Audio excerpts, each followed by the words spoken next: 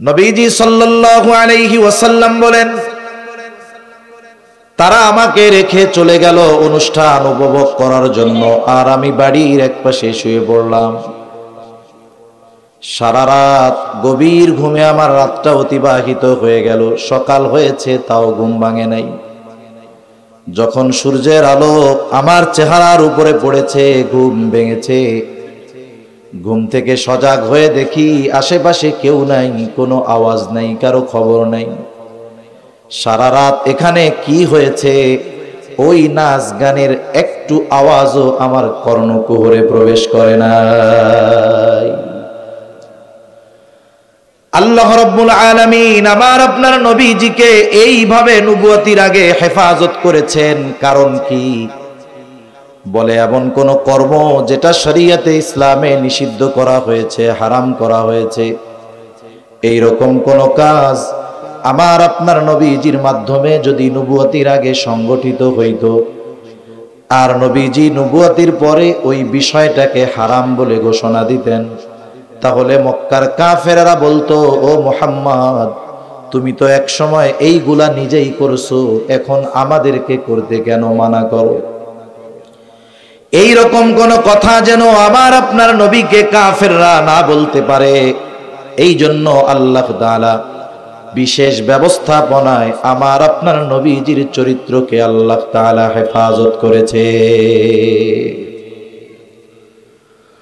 কাফেররা আমার আপনার নবীজিকে বারবার হত্যার অপচেষ্টা করেছে। নবীজি নামাজে সাজদায় কাফেররা উটের নাড়ি ভুড়ি এনে নবীজির উপরে চাপিয়ে দিয়েছে, যাতে করে নবীজি মারা যায়। আবার নবীজির গলায় শক্ত কাপড় দিয়ে পেঁচিয়ে ধরেছে, যাতে করে শ্বাস বন্ধ হয়ে মারা যায়।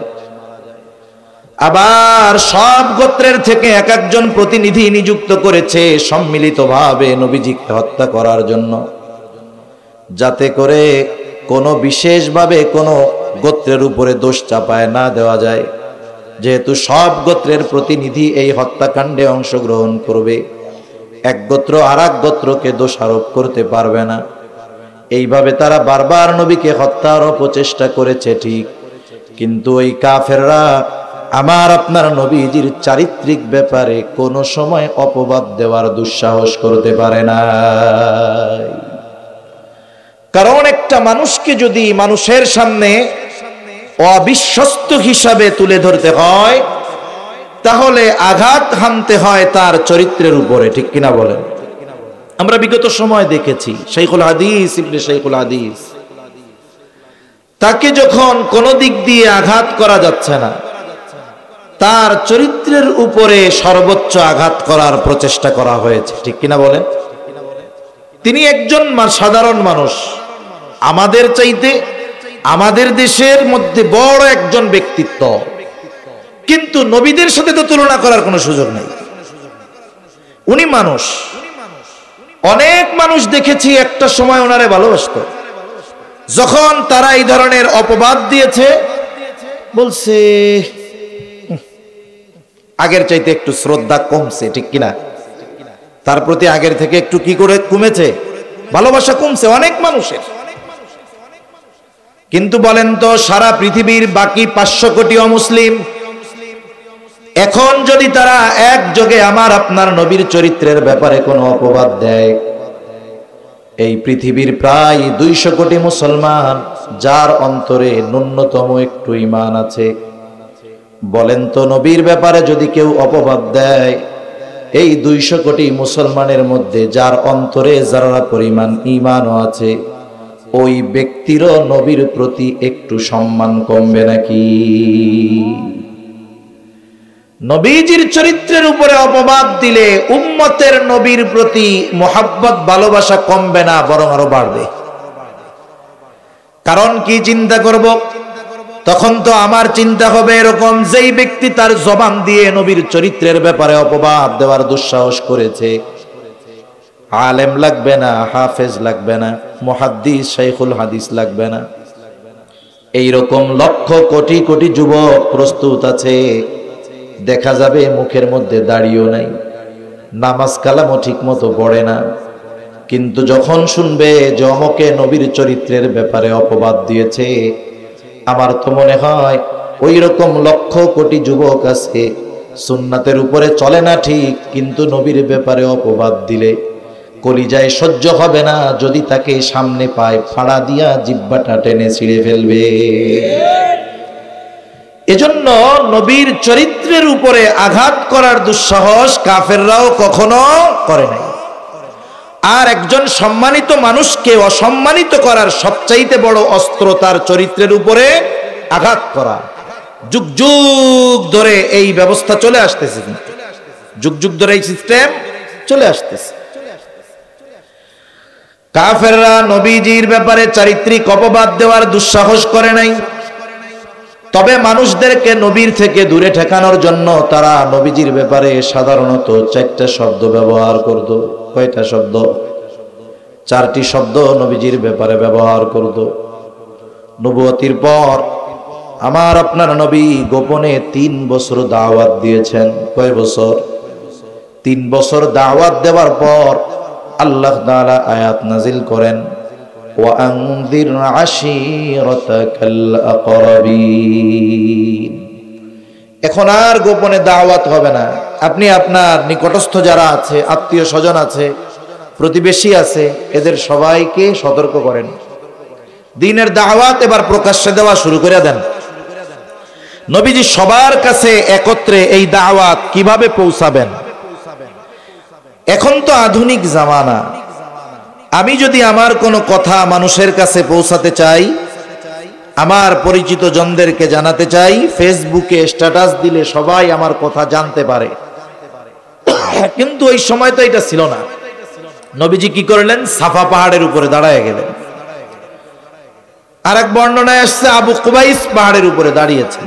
একই কথা, কারণ সাফা পাহাড়টা আবু কুবাইস পাহাড়ের অংশ, চরবদ্রাসন ফরিদপুরের অংশ। কেউ যদি বলে এটা ফরিদপুর, তাও সত্য। কেউ যদি বলে চরবদ্রাসন, তাও সত্য। কারণ চরবদ্রাসন ফরিদপুরের একটা থানা বা অংশ। সাফা পাহাড়ের উপরে নবীজি দাঁড়িয়েছেন, বা আবু কুবাইস পাহাড়ের উপরে নবীজি দাঁড়িয়ে গেলেন। আবু কুবাইস পাহাড়ের একটা মর্যাদা মক্কাবাসীর কাছে ছিল। মক্কাবাসী আবু কুবাইস পাহাড়ে উঠে তাদের কাছে কেউ যদি সাহায্য চাইতো, সাহায্য প্রার্থনা করত, হোক সে পরিচিত হোক বা অপরিচিত, হোক আরবি হোক বা অনারবি, হোক ধনী হোক বা গরিব, যেই হোক না কেন, কালো হোক বা সাদা, ওই পাহাড়ে উঠে মক্কাবাসীর কাছে যেই সাহায্য চাইতো, মক্কাবাসী ওই পাহাড়ের আজমতের দিকে খেয়াল রেখে মক্কাবাসী ওই মানুষের সাহায্যার্থে ছুটে আসতো, চলে আসতো। আজকে তো ওই পাহাড়ের উপরে দাঁড়িয়েছে আল আমিন, ওই পাহাড়ের উপরে দাঁড়িয়েছে আস-সাদিক। যখন আমার আপনার নবী সকলকে ডেকেছে, বুড়া নাই গুড়া নাই, মা ও তার দুধের শিশুকে নিয়ে পাহাড়ের পাদদেশে হাজির। মুহাম্মদ, কেন তুমি আমাদেরকে একত্রিত করেছ? কেন তুমি আমাদেরকে জমা করেছ, ডেকেছ? নবীজি বলেন, আমি যদি তোমাদেরকে এই খবর দেই, এই পাহাড়ের পেছন দিকে পাদদেশে একদল সৈন্য সশস্ত্র অবস্থায় তোমাদের উপরে আক্রমণের প্রস্তুতি নিচ্ছে, আকুনতুম মুসাদ্দিকিয়া, তোমরা কি আমার এই কথার সত্যায়ন করবা নাকি, বিশ্বাস করবা নাকি? নবীজি তাদের কাছে প্রশ্ন ছুড়ে দিলেন। সকলে সমস্বরে জবাব দিল, কেন নয়, আমরা তো তোমাকে ইতিপূর্বে সর্ব অবস্থায় সত্যবাদী পেয়েছি। তুমি তো আমাদের সাথে কখনো মিথ্যা কথা বলো নাই, সব সময় সত্যবাদী পাইছি, তাইলে আজকে অবিশ্বাস করার কি আছে? আমি আপনাদের কথাটা বললাম, আপনারা শুনলেন, বলতেও কোনো কষ্ট হয় নাই, শুনতেও কষ্ট হয় নাই। কিন্তু 1 সপ্তাহ মিথ্যা কথা না কইয়া বাইসা থাকা আমাদের জন্য অনেক কষ্ট। আপনাদের কাছে কি, আমাদের কাছে কি একটু আজীব লাগে না যে একটা মানুষ তার গোটা হায়াতে একটা মিথ্যা কথা বলে নাই? এর চাইতে বড় আজীব আর কি হতে পারে? ঠিক কিনা বলেন? আমরা তো আজীব বা অদ্ভুত কারামত মনে করি কি, বলে হাওয়ায় বাইসা থাকলে ওনার মতো আল্লাহর ওলি আছে কেটা? লুঙ্গি থাক আর না থাক, পরনে জামা থাক আর না থাক, পানির উপর দিয়ে হাঁটতেছে, এর চাইতে আল্লাহর ওলি আর কে হইতে পারে? তার মানে আমরা একটা মানুষকে ওলি হিসাবে সাব্যস্ত করার জন্য আনকমন কিছু দেখতে আগ্রহী হই, কিন্তু একটা মানুষ সত্যের উপরে অটল অবিচল এবং তার এই সত্যবাদিতার সাক্ষ্য দিচ্ছে তার কাছের মানুষগুলো। কারণ একটা মানুষ তার চরিত্র কেমন এটা বাহিরের মানুষ বুঝতে পারে না। আমি কেমন আপনারা আমার 1 ঘন্টা কথা শুনে জীবনেও বুঝতে পারবেন না। আমি কেমন বুঝতে পারবেন আমার সাথে যারা থাকে, আমার পরিবার, আমার গ্রামের মানুষ, আমার বাসার পাশের মানুষ, তারা বুঝবে মূলত লোকটা কেমন, আসলে ভালো না মন্দ। আমি তো 1 ঘন্টা আইসা আপনাদের সামনে কি চেষ্টা করব? মানুষ যেটা চায় সেটাই করব। আমি আমার সর্বোচ্চ ভালোটা আপনাদের সামনে দেওয়ার চেষ্টা করব, মন্দটা তো লুকায় রাখার চেষ্টা করব। এজন্য সাথে থাকা মানুষগুলো মূলত ওই ব্যক্তির মূল চরিত্রের ব্যাপারে জানে। আর নবীজির এই সত্যবাদিতার সত্যায়ন অপরিচিত কেউ দিচ্ছে না। দিচ্ছে কারা? বলে জীবনের 40 বছর নবী যাদের সাথে অতিবাহিত করেছেন। সুবহান। রাসূলুল্লাহ সাল্লাল্লাহু আলাইহি ওয়াসাল্লাম প্রকাশ্যে দাওয়াত শুরু করে দিলেন। জাহেলিয়াতের সময়ও প্রতি বছর পৃথিবীর বিভিন্ন প্রান্ত থেকে মানুষ বাইতুল্লাহ আসতো হজ করার জন্য, জিয়ারত করার জন্য। কাফেররা এইবার নতুন চিন্তায় চিন্তিত, আরে মুহাম্মদ তো নতুন এক ধর্ম নিয়ে চলে আসছে, নতুন এক দল সে ঘোষণা দিয়ে দিছে। পৃথিবীর বিভিন্ন প্রান্তের মানুষেরা তো আমাদেরকে সম্মান করে, এখন যদি তারা মুহাম্মাদের দলভুক্ত হয়ে যায় তাহলে তো আমাদের দলের লোক কমে যাবে। কি করা যায়? বলে যারা আসবে তাদেরকে মুহাম্মাদের ব্যাপারে সতর্ক করতে হবে। কি করা যায়? প্ল্যানিং করছে। বলে মক্কায় প্রবেশের যতগুলো রাস্তা আছে প্রত্যেক রাস্তার মুখে প্রতিনিধি নিযুক্ত করে দেওয়া হবে এবং প্রতিটা ব্যক্তিকে সতর্ক করা হবে যেন তারা মুহাম্মাদের থেকে দূরে থাকে। এইবার রাস্তাগুলোর মধ্যে লোক দাঁড় করিয়ে দেওয়া হয়েছে। মনে করেন উত্তর দিকের রাস্তায় একদল দাঁড়ায় আছে, ওই রাস্তা দিয়ে যারা আসবে, যখনই লোকজন আসে প্রতিনিধিরা ঘোষণা করে, শোনো মক্কায় একজন লোক আছে, তার নাম হলো মুহাম্মদ, খবরদার সে কিন্তু একজন পাগল, তার দ্বারের কাছেও যাওয়া না। যারাই ওই রাস্তা দিয়ে আসে তাদেরকে একই কথা বলে। দক্ষিণ দিকের রাস্তায় আর এক দল দাঁড়ানো, এইবার বলে শোনো মক্কায় একজন লোক আছে, তার নাম হলো মুহাম্মদ, সে কিন্তু একজন গণক, খবরদার তার দ্বারের কাছে তোমরা যাবা না। পূর্ব দিকে আর এক দল দাঁড় করায় দিছে। যারাই আসে উঁচু আওয়াজে ঘোষণা করে তাদেরকে জানায় দেয়, শোনো মক্কায় একজন লোক আছে মুহাম্মদ, সে কিন্তু একজন কবি, খবরদার তার দ্বারের কাছে যাবা না। পশ্চিম দিকের রাস্তার মুখে দাঁড় করায় দিয়েছে আর এক দলকে।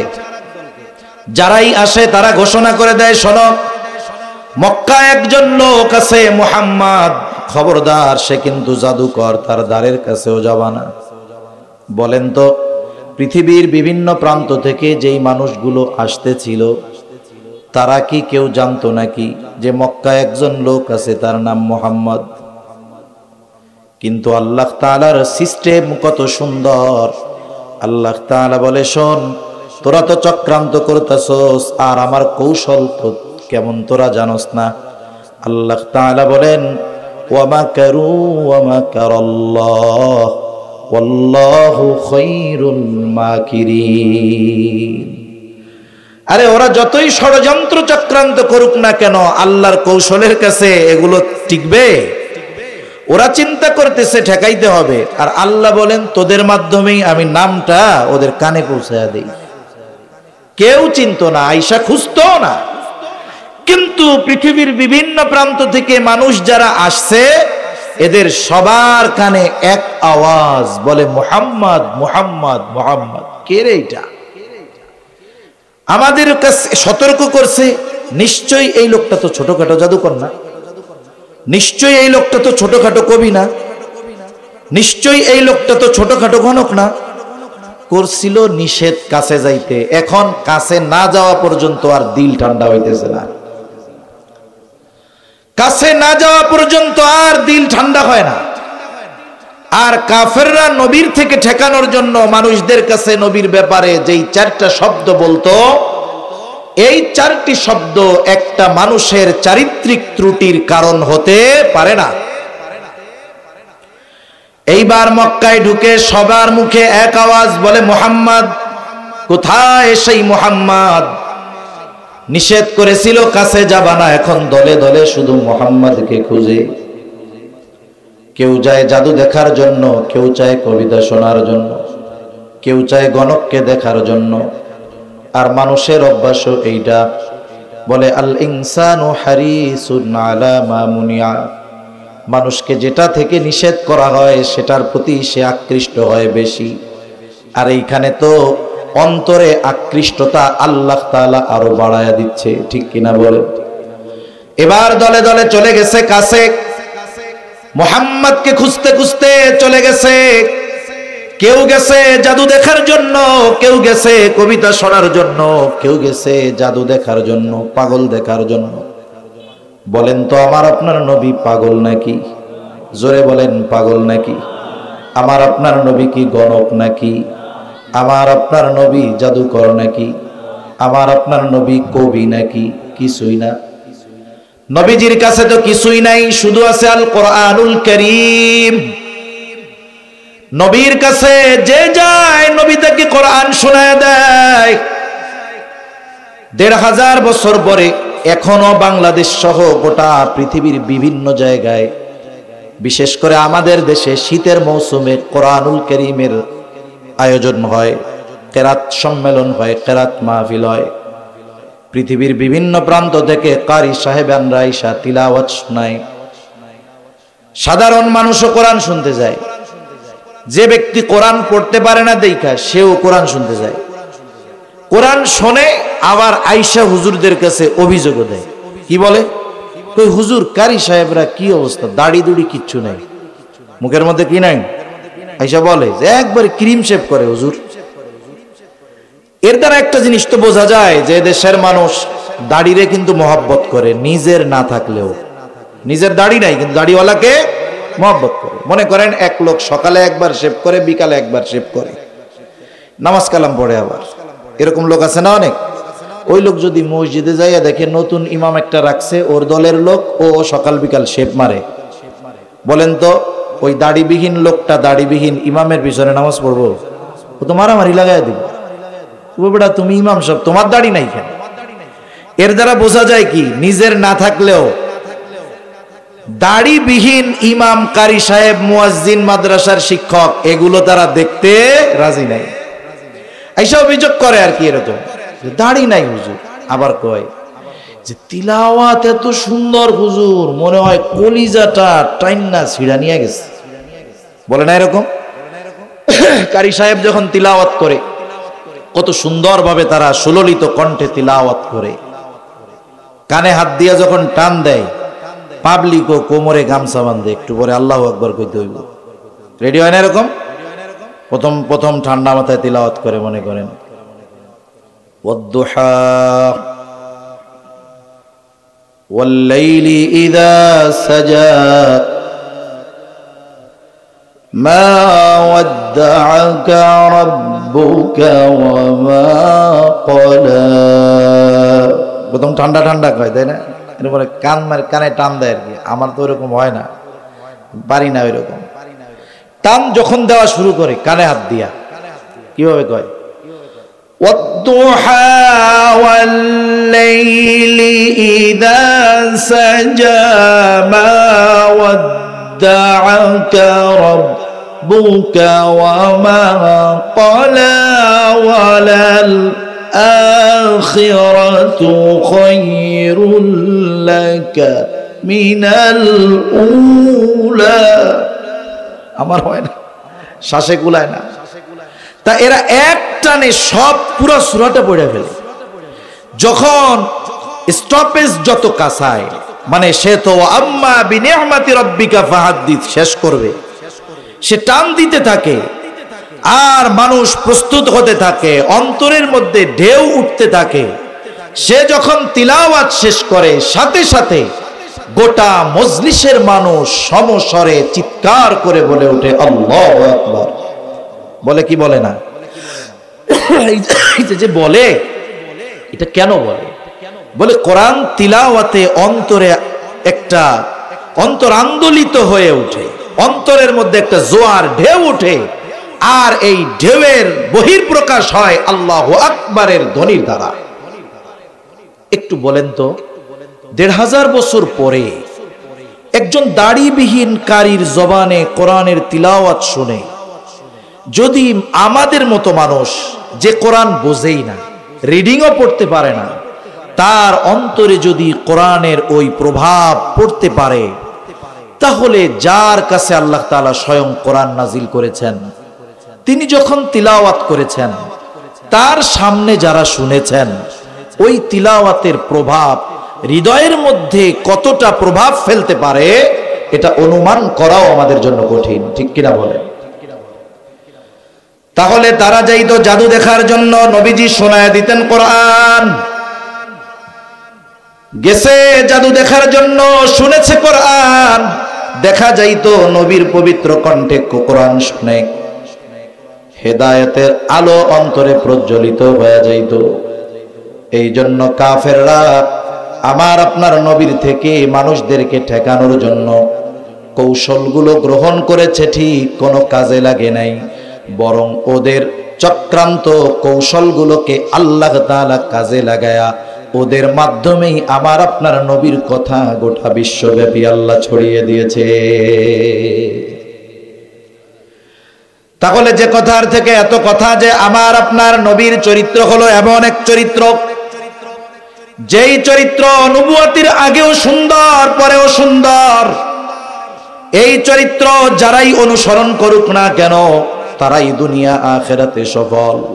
কিন্তু আফসোস, এমন সুন্দর চরিত্র আমাদের সামনে থাকার পরেও আমরা রাসূল আকরাম সাল্লাল্লাহু আলাইহি ওয়াসাল্লামের চারিত্রিক বৈশিষ্ট্যকে পরিপূর্ণ নিজেদের জীবনে আনতে পারতেছি না। এটা আমাদের জন্য বড় দুঃখের ব্যাপার। মনে রাখতে হবে, আমরা যদি গোটা পৃথিবীর নেতৃত্ব পুনরায় চাই, কাফেরদের হাতে লাঞ্ছিত, বঞ্চিত, অপমানিত যদি না হতে চাই, অবশ্যই অবশ্যই আমাদেরকে রাসূল সাল্লাল্লাহু আলাইহি ওয়াসাল্লামের চরিত্রের পরিপূর্ণ অনুসরণ করা লাগবে।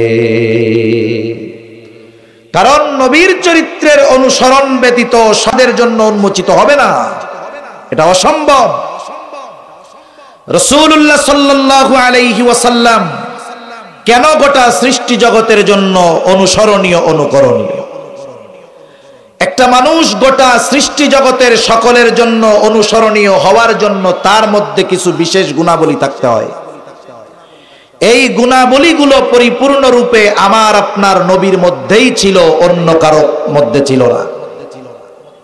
কয়েকটা গুণের কথা বইলা অল্প সময় আমি আলোচনা শেষ করে দিব ইনশাআল্লাহ। রাসূলুল্লাহ সাল্লাল্লাহু আলাইহি ওয়াসাল্লামের মধ্যে এক নাম্বার যেই গুণটা দরকার গোটা সৃষ্টি জগতের সকলের জন্য অনুসরণীয় হতে, কি দরকার?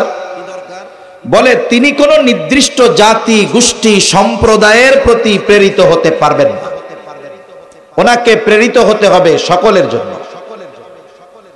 অথচ আমার আপনার নবীর আগে যত নবী এসেছে, সব নবী কোন না কোন গোত্র, কোন না কোন এলাকা, কোন না কোন বংশের জন্য নবী হিসাবে এসেছেন। কোরআনুল কারীমে সব নবী রাসূলের কথা আল্লাহ তাআলা বর্ণনা করেন নাই। আল্লাহ তাআলা যেমন একজন নবীর ব্যাপারে বলেন, ওয়া ইলা আদিন আখাহুম হুদা, আল্লাহ তাআলা বলেন আদ গোত্রের প্রতি আল্লাহ তাআলা তাদের ভাই হুদ আলাইহিস সালাম নবী বানিয়ে পাঠিয়েছেন।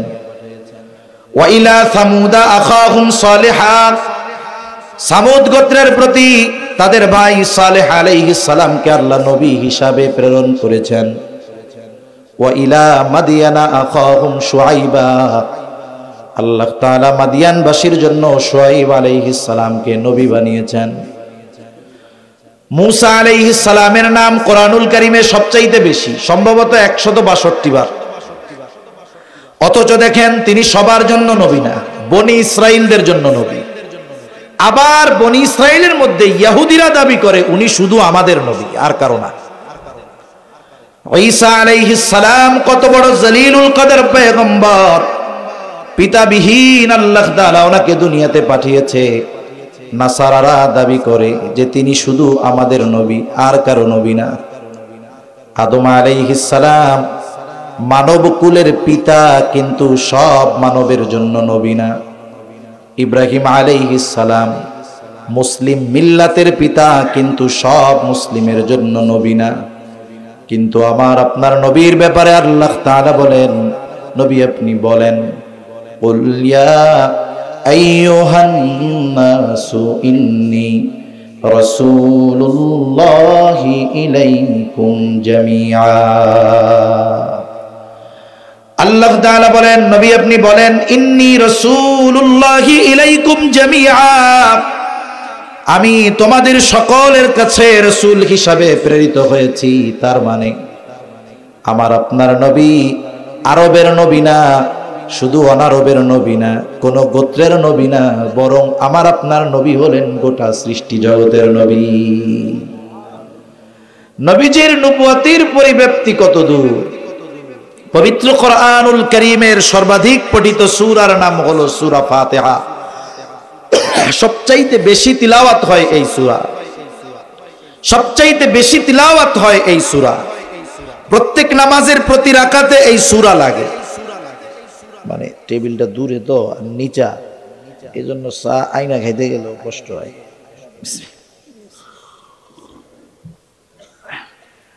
আলহামদুলিল্লাহ।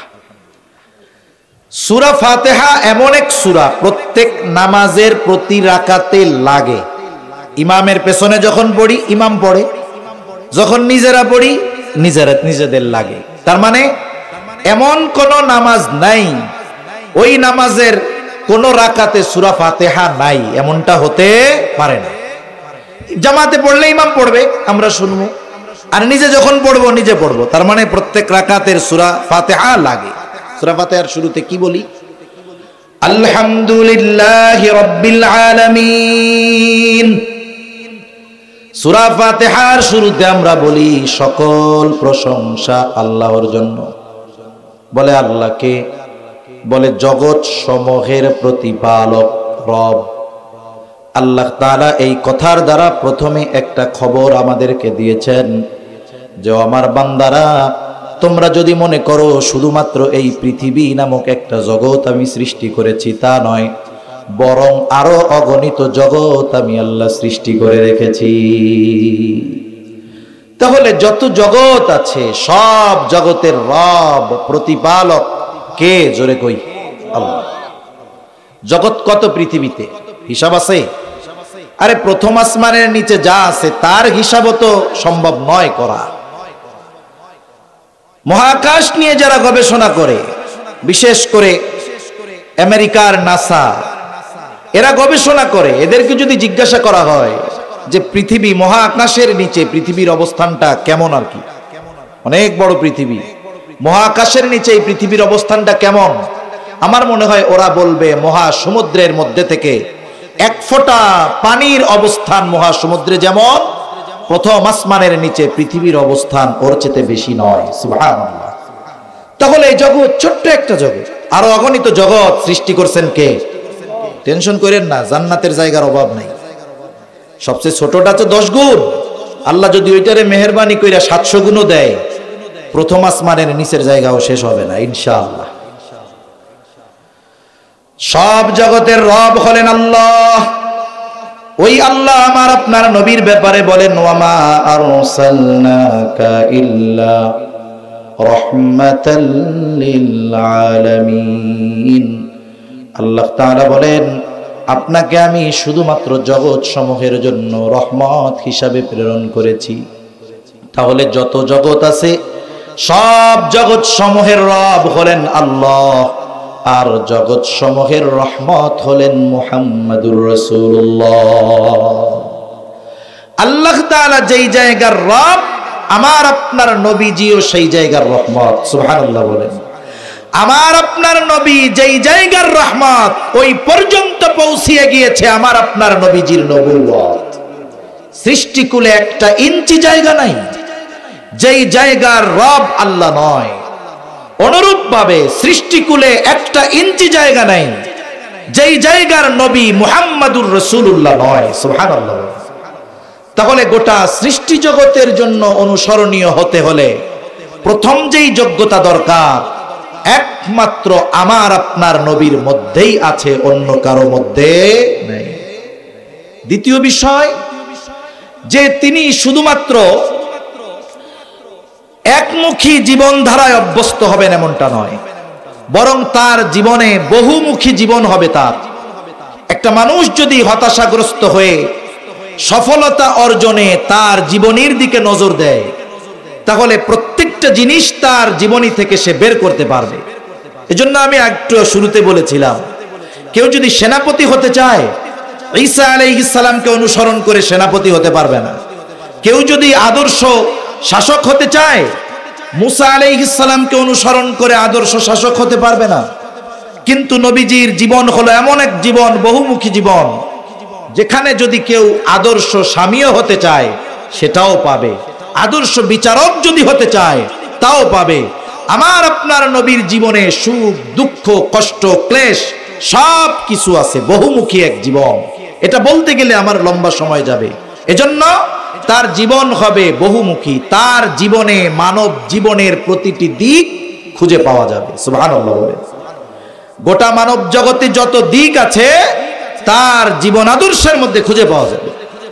এই রকম এক জীবন ব্যবস্থা, এক হায়াত আল্লাহ তাআলা আমার আপনার নবীকে দান করছেন, আর কাউকে দেন নাই। তৃতীয় বিষয়টা হলো, আশেপাশে মনে হয় 7টায় নামাজ, তাই না? তাহলে আমরা 7টায় শেষ করে দিই, সুন্দর হবে, কারণ নামাজের সময় কত আওয়াজ গেলে ডিস্টার্ব হবে।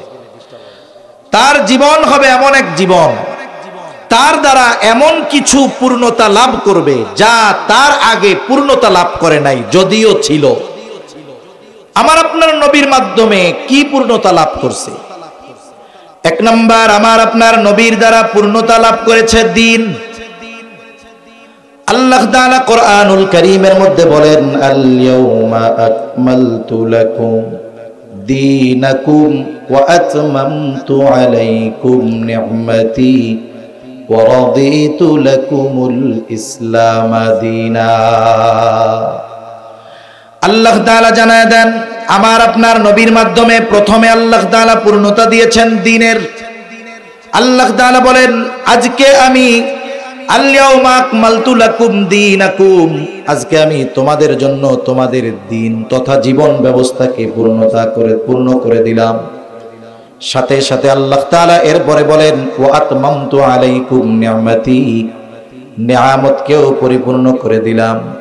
আমার আপনার নবীর আগেও অন্যান্য নবীদের জন্য দ্বীন ছিল, তবে পূর্ণাঙ্গ না। আমার আপনার নবীর আগেও সব নবীর উম্মত নিয়ামত পেয়েছে, তবে পূর্ণাঙ্গ নয়। বলে আমার আপনার নবীর মাধ্যমে আল্লাহ তাআলা দ্বীনকে পূর্ণাঙ্গতা দিয়েছেন, সাথে সাথে নিয়ামতকেও পরিপূর্ণতা প্রদান করেছেন। বুজুর্গানে দ্বীন বলেন, কোন ব্যক্তি পরিপূর্ণ নিয়ামত পাবে? দুইটা পাশাপাশি উল্লেখ করার দ্বারা এটাই প্রমাণিত হয়, যারা পরিপূর্ণ দ্বীন মেনে চলবে শুধুমাত্র তারাই পরিপূর্ণ নিয়ামত ভোগ করতে পারবে। আমরা যদি পরিপূর্ণ দ্বীন মানি, পরিপূর্ণ নিয়ামত দিবেন কে? আল্লাহ তাআলা দিবেন। এর উপমা অল্প কইরা বলি, এই পৃথিবীতে একটি রাষ্ট্র আছে, যেই রাষ্ট্রের উপরে একাধারে প্রায় 2 যুগের কাছাকাছি এই পৃথিবীর সুপ্রিম পাওয়ারের অধিকারী এবং তার সাঙ্গপাঙ্গরা মিলে প্রায় 2 যুগ একেবারে নির্বিচারে গণহত্যা চালিয়েছে। একটা দেশকে ধ্বংসযজ্ঞের সর্বশেষ অবস্থায় পরিণত করে এরপরে ওই দেশকে তাদের হাতে ছেড়ে দিয়ে চলে আসছে। দেশটার নাম আফগানিস্তান।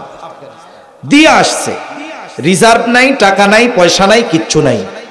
চিন্তা করছে এদের হাতে যদি এখন আমরা রাষ্ট্র পরিচালনার দায়িত্ব দেই, কিছুই করতে পারবে না, কারণ সব ভেঙে দিয়েছি, করারও কিছু নাই, বলারও কিছু নাই। এমনিই কিছুদিন পরে মানুষ বলা শুরু করবে, আগেই ভালো ছিলাম। কি বলা শুরু করবে? আগেই ভালো ছিলাম। ওরাই চিন্তা করে সাইডা দিয়ে আসছে কি করবে মোল্লারা। কিন্তু আমরা কি দেখলাম, এমন কিছু আল্লাহর বান্দার হাতে এই রাষ্ট্র পরিচালনার দায়িত্ব গেল, 2 বছর পার হয়ে 3 বছর চলতেছে। বলে তারা দায়িত্ব নেওয়ার পর থেকে নিয়ে এই পৃথিবীর যত দেশ আছে প্রত্যেকটা দেশের অর্থনৈতিক সমৃদ্ধির গতি যা তার চাইতে বহুগুণ বেশি ওই আফগানিস্তানের। সুবহানাল্লাহ। কিছুই ছিল না, কোনো রিজার্ভ নাই, ফান্ড নাই, কিন্তু যারা দায়িত্ব নিয়েছে দ্বীনের উপরে চলার সর্বোচ্চ চেষ্টা করতেছে বিদায় আল্লাহ তাআলা আসমান জমিনের বরকতের দরজা খুলে দিয়েছে। এটা আল্লাহর ওয়াদা। আল্লাহ তাআলা বলেন, ওয়ালাউ আন্না আহলাল কুরা আমানু ওয়াত্তাকাউ লাফাতাহনা আলাইহিম বারাকাতিম মিনাস সামাই ওয়াল আরদ। আল্লাহ তাআলা বলেন, ওই জনপদের অধিবাসীরা যদি ঈমান আনে আর মুত্তাকি হয়ে যায়, আমানু ওয়াত্তাকাউ, মুত্তাকি যদি হয়ে যায়, ঈমান আনে মুত্তাকি হয়ে যায়, কি হবে? আল্লাহ তাআলা বলেন, অবশ্যই আমি তাদের জন্য আসমান জমিনের বরকতের দরজা সমূহ খুলে দিব। সেই সুযোগ আমাদেরও আছে। তাহলে আল্লাহ তাআলা আমার আপনার নবীর মাধ্যমে যেই বিষয়গুলোর পূর্ণতা দিয়েছেন এর মধ্যে একটা হলো দ্বীন আর একটা হলো নিয়ামত। 3 নাম্বার বলে নবীজির মাধ্যমে আল্লাহ তাআলা পূর্ণতা দিয়েছেন নবুয়তের। নবুয়তের পরিপূর্ণতা আমার আপনার নবীর মাধ্যমে সংগঠিত হয়েছে।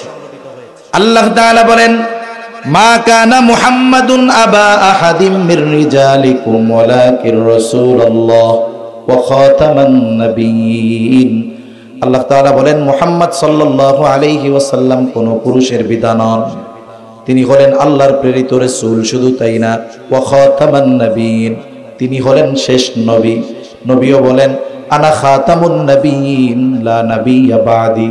সুতরাং নবীর পরে যদি কোনো ব্যক্তি দাবি করে সে নবী, আবার ওই ব্যক্তির দাবির সপক্ষে যদি কেউ সাফাই গায়, কোনো সন্দেহ নাই দাবি করনেওয়ালা আর তার দাবির সমর্থন দান করনেওয়ালা সকলেই কাফের। তাহলে নবীর মাধ্যমে শরীয়ত, নেয়ামত, নবুয়ত। আরেকটা জিনিস গুরুত্বপূর্ণ, বলে কি? বলে আখলাক। নবীর মাধ্যমে আখলাকের পরিপূর্ণতা আল্লাহ তাআলা দিয়েছেন। নবীজি বলেন, ইন্নামা বুইসতু লিউতাম্মিমা মাকারিমাল আখলাক। নবীজি বলেন, আমাকে উত্তম চরিত্রে পরিপূর্ণতা প্রদানার্থে প্রেরণ করা হয়েছে। তাহলে আমরা আলোচনা করতেছিলাম কি, যে মূল কথা, যে কোন ব্যক্তি গোটা সৃষ্টি জগতের জন্য অনুসরণীয় হতে পারে।